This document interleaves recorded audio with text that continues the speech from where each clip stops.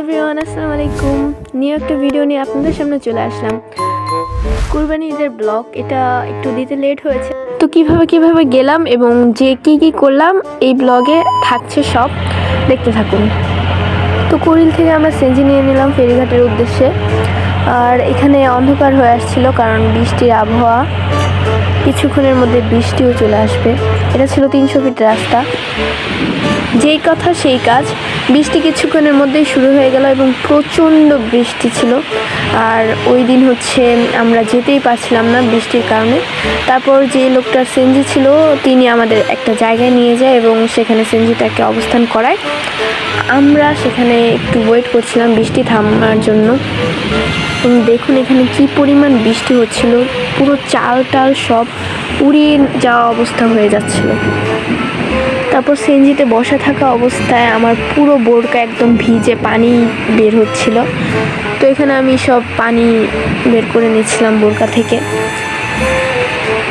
আর দেখাচ্ছিলাম আপনাদের। তারপর বৃষ্টি কমে আসার সাথে সাথে আমরা রওনা দিই ফেরিঘাটের উদ্দেশ্যে আবার। তারপর আমরা ফেরিঘাটে এসে ফেরিতে উঠে দাঁড়িয়েছিলাম, অনেকক্ষণ অপেক্ষা করছি কখন যাব।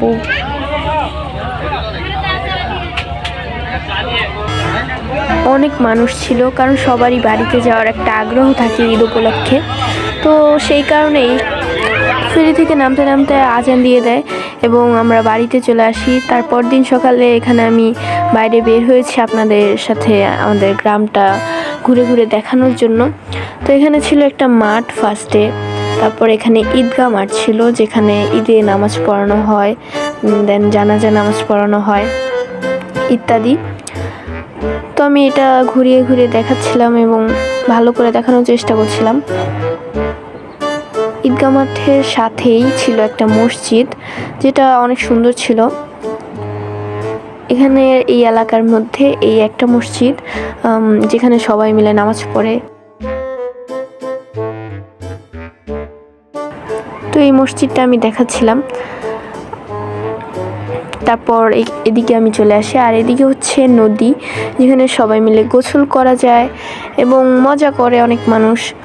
তো এখানে ব্রিজ ছিল, যে ব্রিজ দিয়ে আমরা এসেছি, আর ব্রিজের নিচেই মূলত নদীটা। উপরে আমার বোন ডাকছিল আমাকে যে উপরে এসে ভিডিও করো, তাহলে আরও সুন্দর দেখা যাইব। তাও আমি একটু নিচের থেকে ভিডিও নিয়ে দেন উপরে চলে যাই। এটা ছিল নিচের ভিডিওটা, আর এটা হচ্ছে উপরের থেকে ভিউটা কেমন দেখা যায় সেটা ভিডিও করছিলাম। এখানে রাস্তার পাশের নদীটার ব্রিজটা অনেক জোস।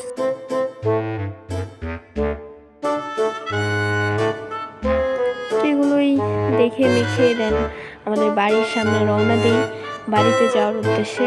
তো বাড়িতে যেতে যাওয়ার পথেই একটা বাজার পড়ে যেটা সকালবেলা বসে, আর চারিদিকে অনেক দোকানপাট তো আছেই। এই যে বাজারটা, আর এখানে একটা হোটেল, সেটাও আমি আপনাদের একটু দেখানোর চেষ্টা করেছি। তারপর আমি বাড়ির রাস্তা হাঁটছিলাম।